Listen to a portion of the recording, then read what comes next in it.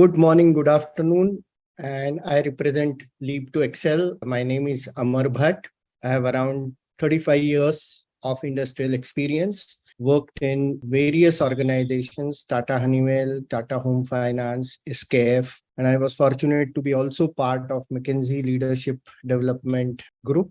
For last 7 years, I'm extensively working as a founder partner of Leap to Excel, and our purpose is help Indian entrepreneurs to grow faster. In last 6 or 7 years, we have met more than 300 entrepreneurs, and we have worked with more than 50 entrepreneurs to accelerate their growth. And in that journey, whatever I learned in large organizations like Honeywell or SKF or McKinsey, very happy and grateful to bring it to this crowd of Indian SMEs who has an aspiration to grow faster. I happen to be either member of organizational change initiatives or a leader or a sponsor of a large change initiatives. And in my corporate career of around 25 years, I got opportunity to work in 16 large changes. 11 were successful and they're running with me or without me, even in those organizations today. While 5 changes were somewhat failure, total failure. And I really owe a lot to those failures because they taught me a lot about change management.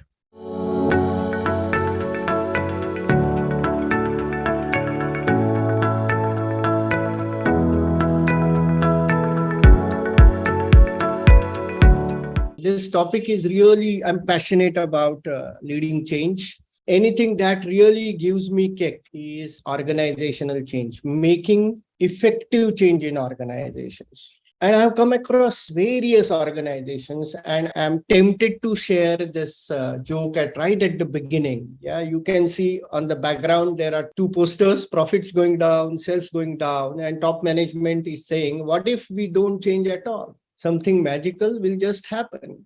So I want to congratulate all this audience. Since you are attending this class, none of you are sitting on the board or in the management team of this organization. But I was initially surprised, and then it became one of the common features that many organizations, top management doesn't want to change. They're happy in what they are doing. And that's where this topic, which was identified by Vadhwani management as in one of the critical topic for SME leadership, is how do leaders should lead the change. Some reality of these changes. Harvard did research multiple times, and they found 66% of change initiatives, transformation initiatives fail. They fail to achieve the desired business outcome. Why is change so difficult? And incidentally, this failure is not because of not having enough finances, because many soft change initiatives are soft. Soft means they don't need significant investment like plant, machinery, land, etc. And still they fail. So we're going to look into why they fail. And also we're going to look into why to change. And fundamentally, this is the most vital element of a change. Leaders need to understand why to change. And they need to drive change. In the organization, it's the role of senior team to drive the change. It's a SME owner, the CEO, the managing director. It's their role to drive change. Someone else driving change will not happen. It's a leadership commitment. That's the fundamental key element of a change. So let's look at why to change. The world is changing. Technology is changing rapidly. IoT, very fast change in IT is changing the entire game. Finance is a space which is continuously changing. Markets are fluctuating. Interest rates are changing. Foreign exchange rates are changing. Petrol price is changing. Each of this impacts our business. The environment is changing. There is a global warming. There are more floods. There are more floods across the world. Yeah, especially last 3-4 years, when you see it's the flash floods are swapping various countries across the world, and they are impacting urban and industrial areas much more equally.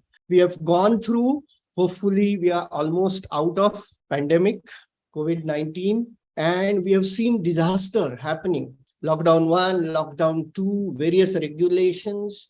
Some countries are opening, some countries are under lockdown, supply chain getting impacted. Something which was available yesterday is not available today. Suddenly, your unit comes under the complete lockdown area. No employee can go in. We have come across, we are working with multiple corporates during Corona. So it has set a new order. The priorities have changed. It has defined new priorities, where to invest, where to focus. Always the regulation and rules. Somebody sitting in some authority, statutory positions, some rules, regulation changes, and it impacts business.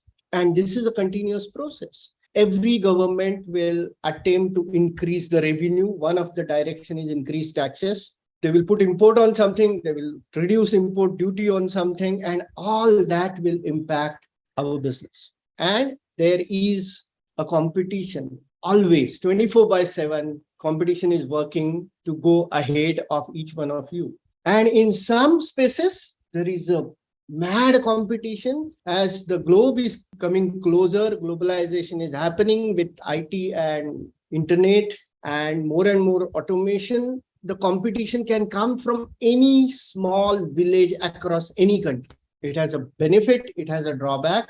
And these 6 changes are dynamic. These 6 elements, technology, finance, environment, pandemic, regulations, competitions, everything is changing every day. If this is changing, we are really in the VUCA world. The VUCA is actually, it's a volatile, very dynamic, quick, intense. The challenge is unexpected.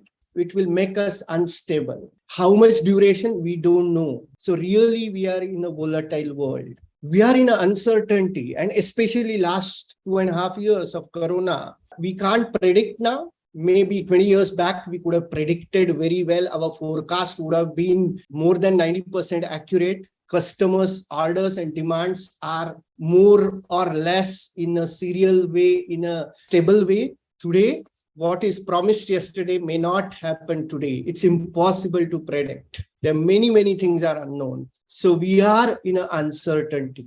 And Corona has exposed us to possibly a very high level of uncertainty. So things are complex. The combination of issues, there's a chaos around us. There are many interconnected elements and variables. Some data is available, some information is available, some information, lot of information is not available, and still we need to predict, and our prediction will not be nowhere close to accurate.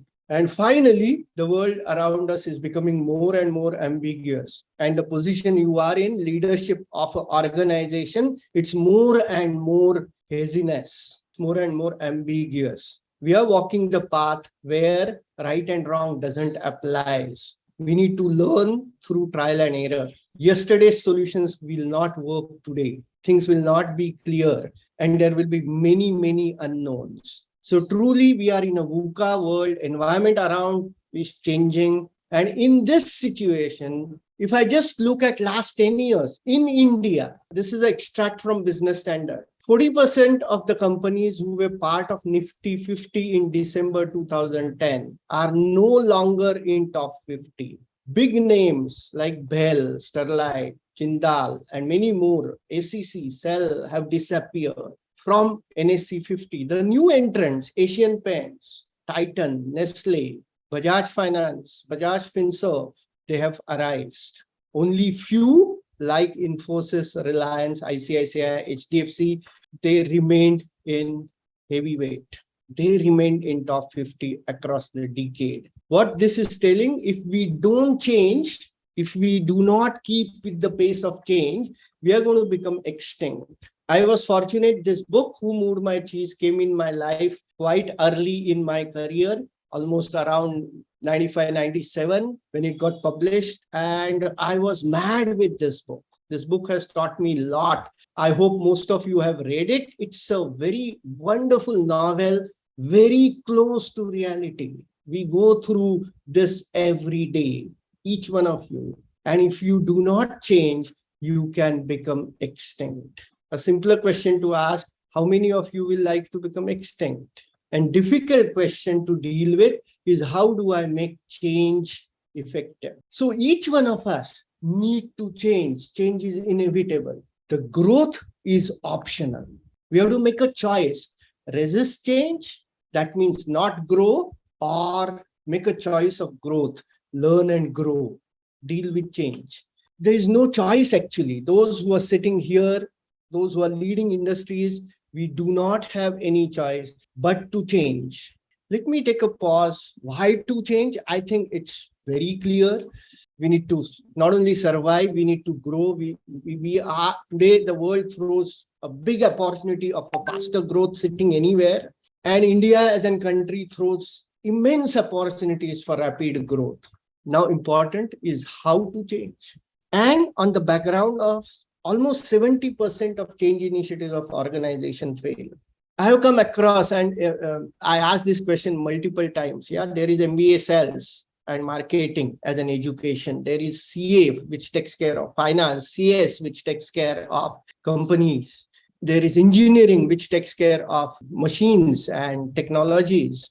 There's MBA HR, there is MBA finance. I haven't come across MBA change. And I think we today need extensive exposure of leadership on making change happen. Fundamentally, senior management team has three critical roles. Number one is vision, dream, back, revisit dream regularly. Number two, in line with dream, communicate the dream and how it is important. And number three, in line with dreams, make necessary changes which will sustain over a longer period. These are the three roles of leaders. There are enough thought leaders who have spent a lot of time in understanding change as a process, change as an, let me say, a creature. And I have come across some of them I have implemented, learned and implemented in my role as a part of corporate. And there's a guy called C.K. Prahlad, who was a very renowned thought leader. I'm proud as an Indian that C.K. Prahlad is amazingly considered as a role model, as a thought leader across the globe. And he said in today's volatile world, organizations need to become Velcro organizations. What do we mean by Velcro organizations? It's just like a Velcro, which is adjustable, which will quickly change, adapt, which will release and again hold. Everything can happen quick. So winners will not stop focusing on the cost, the efficiency, the quality, the top line, bottom line. They will equally focus, or they will more focus on agility, our ability to change faster. So how many of your organizations are Velcro organizations, changing with a rapid speed? My learning, the size of organization, as it grows bigger and bigger, changing becomes more complex and more difficult. For smaller organizations, change becomes faster. And I will say that's a gift, or that's a vardhan for SMEs. They are smaller organizations, they can change very fast. The moment leadership decides and commits and then do necessary elements of change, change is faster. Elephant can change the direction, it takes time, but cheetah can change the direction very fast. And that's the advantage of SMEs. There's a guy called Ken Wilber, extensively worked on leading change. He has wrote a fantastic book called Immunity to Change. And he said there are 4 levers every organization should touch and work upon to make change effective. 2 of these levers, skills, systems, and processes, these are visible levers. They are the external, they can be seen, they can be developed faster. For every change, every individual going through the change needs some skill development. Progressive organizations invest in their skills. The investment is actually very negligible. While there are systems and processes we need to build to ensure whatever change has happened need to be sustained. So there will be review mechanism, there will be training mechanism, there will be recognition process, there will be measurement system, and so on to ensure change happens and change sustains, change sticks. These are visible. Most of the organizations who choose to change invest in skills and processes, invest in skill development. Very few organizations invest in two invisible elements, which Ken Wilber says these are interior elements of the change, which are mindset at an individual level and culture at the organizational level. Both are invisible, both matters. Let me give a simple example of a very big initiative India is driving for last so many 8 or 10 years called Swachh Bharat. At one level, I'm proud we have that initiative. At another level, I feel extremely sad about myself as an Indian that we need an initiative called Swachh Bharat. But it's a change initiative. For me, it's an initiative where I learn change. Why do we need this initiative? Because at a mindset level, collectively, culture level, we are not Swachh oriented, cleanliness oriented, hygiene oriented, safety oriented. Yeah. So unless this mindset towards cleanliness changes at 130 crore people, and it's a slow process. Now that's a very big initiative. Let's come to a smaller initiative. I work with an organization of only 30 people attempting to implement TPM. And initial mindset is, oh, I have to learn something new. And these tools, these methods coming from outside may not work. So mindset is of a resistance, how things will not happen at an individual level, at a leader level. That, yeah, we tried it 5 years back, it never worked for us. And then at a culture level, when all 30 people come together, how is their mindset about the change? Both matters, both are invisible. The investment in terms of resources and money in mindset and culture is negligible, almost zero. And the return is infinite.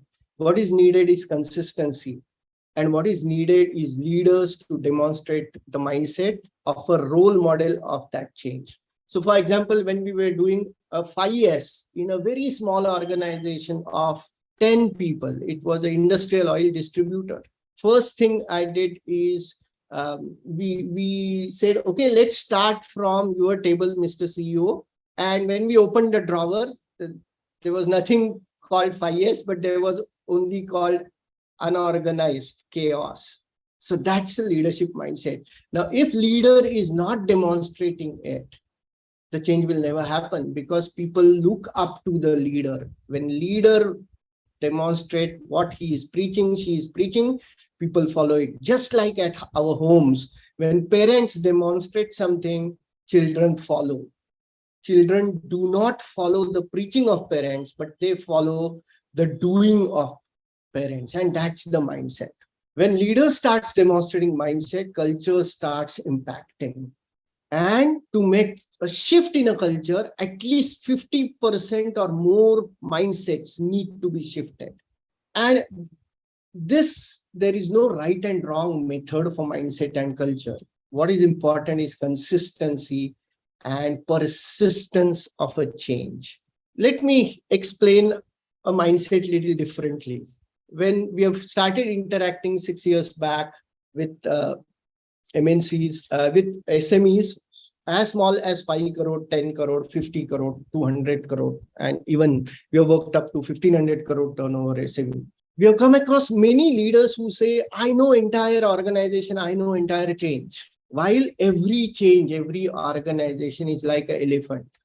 And many of you may be knowing story of multiple blind man and an elephant, and each one tells how is the elephant.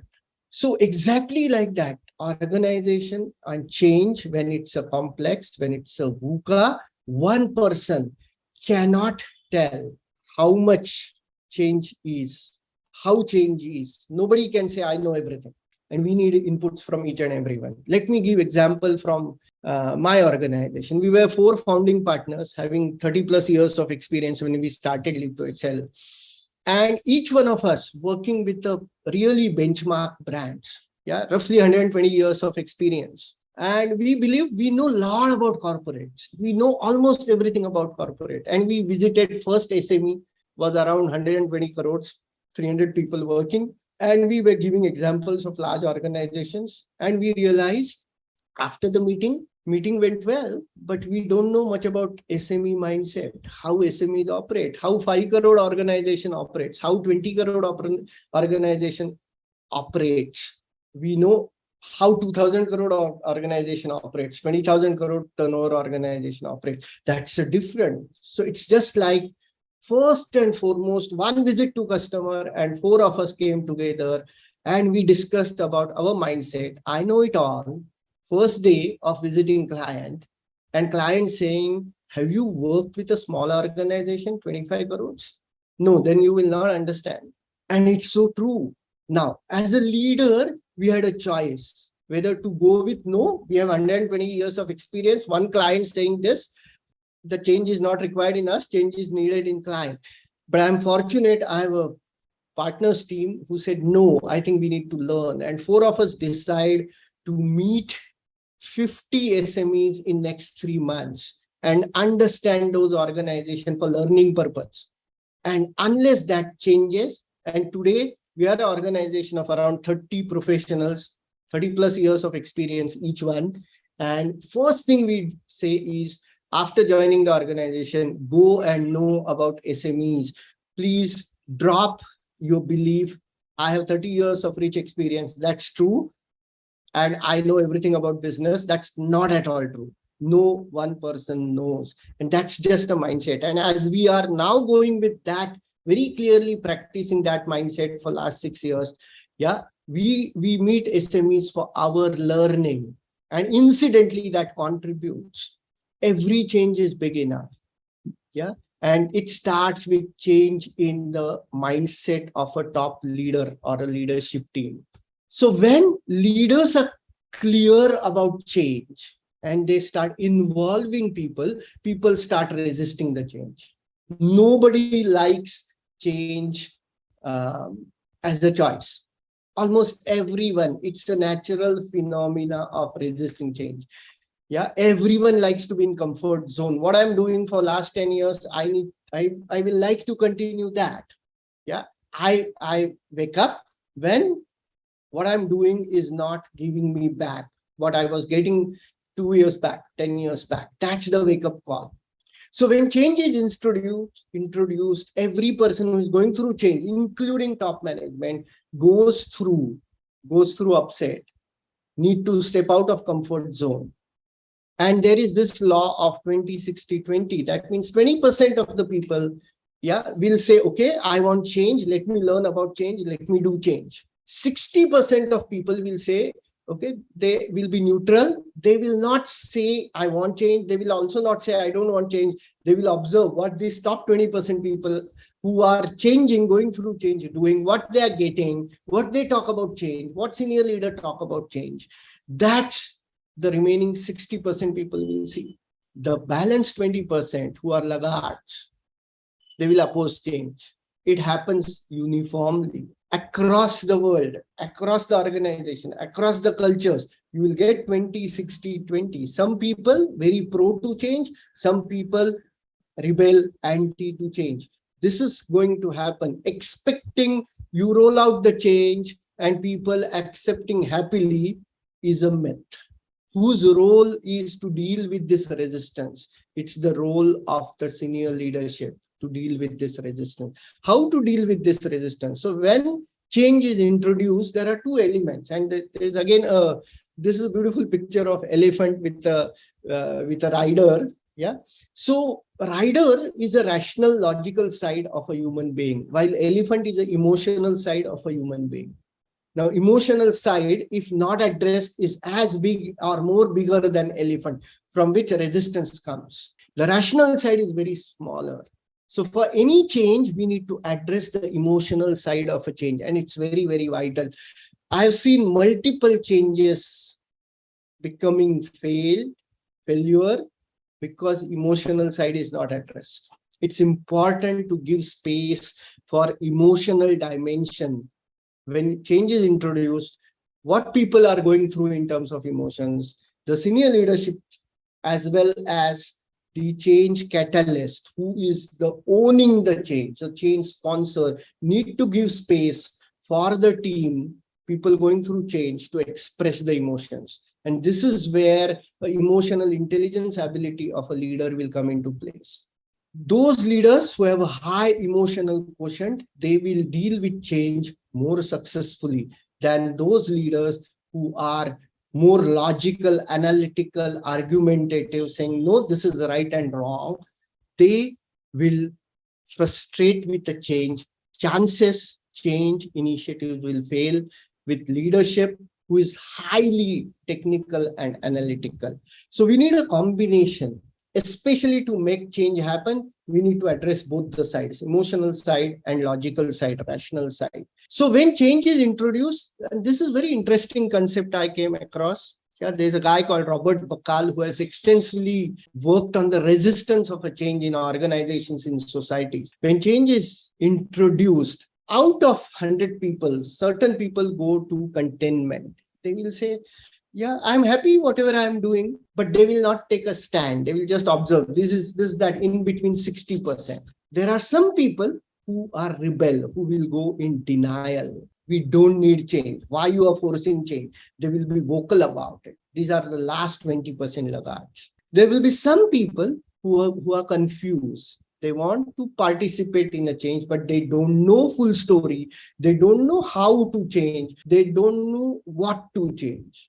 At some level, they are aligned. While there are around 5-10% people who are very pro, they are catalysts. They want to lead change. They will say, whether boss, you will do it or not, I will do this. You do 5 years in your cabin or not, immaterial. I will do 5 years in my area. You do TPM on entire factory, I don't care. I'm going to do it on my machine. I'm going to do it in my toolbox. I'm going to do it in my maintenance room, my tool room, whatever. So there are few people who go into a very pro mode.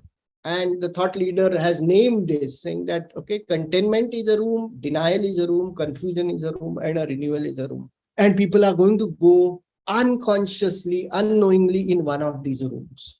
How to deal with it? It's our role as a leader sitting in this masterclass to deal with each room. So let's go one by one. When it's a contentment, leave these people alone. These are almost 60%. Involve them in a large communication, town hall communication, or all hand meeting, all employees meeting, where you are sharing why change, what to change, how to change, etc. But don't involve one-on-one. Don't put a lot of efforts on them. They will come forward when they will see something in it. Don't give more time on this. On the other side, there is a renewal. Those who are pro, those who are catalysts, they are the role models of change. Offer them help, give them structured training, involve them in designing change initiative. What to do may come from you, but how to do can come from them. Let them fail. But the moment they are successful, give them pat on the back, give them reward, showcase them in front of contentment. See, this guy has done this, what he is getting. Market their alignment and involvement in the change. They are your change leaders. As they become successful, as they start talking good about it, what they get, some people from containment will shift. Then there is a room called confused. These are the people who are confused because there is a lack of knowledge. They have some questions, they have some difficulties. So train them. Train them in a proper change training program. Give them smaller targets, smaller activities. Let them succeed. Build their confidence. Deal with them one too many. So 10 people, 20 people, like that. Renewal, those who are pro, don't micromanage them. If you micromanage them, they will lose interest. Give them freedom. Tell them what to do. Check their how. Leave it to them. They will surprise you. Deal them one-on-one. Let's come to the fourth room, which is rebel or denial. And this is very vital. I've seen leaders who are in a way reprimanding them, punishing them, or labeling them. This guy is an anti-change. This guy will never change. An actual approach suggested by change experts is actually deal with them one-on-one. Ask them questions. Understand their life story. In the past, they have did came forward for a change and they have gone through some bad experience in your organization or earlier organization, listen to them, give them time, allow them to vent out the emotions. The rebels have energy, and that's the fantastic thing. If you channelize the energy, rebels will directly go from denial to renewal. And that's your I will say your contribution in change. Deal with denial, listen to denial, and modify necessary inputs from that. So that's to deal with it. Of course, there is no thumb rule, there is no formula. Each one need to be dealt separately for every change, because every change is a little different change. The other leader, very renowned thought leader in the process of change, multiple books on change, John Carter, he has said, when there is a more change, more leadership is required. So if change is becoming successful, look into yourself, what you are doing because of which change is becoming successful, because you are demonstrating progressive leadership.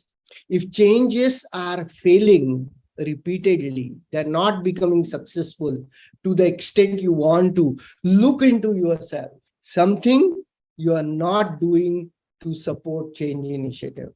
More change, you need more leadership. And what Cotter said, to make change happen, we need to work at 8 different elements. One is why we need to change. What's the why? What's the purpose of change? What's the vision of change? The second, your commitment to change. You can't expect change to happen, you sitting on fence, or you not involving in the change.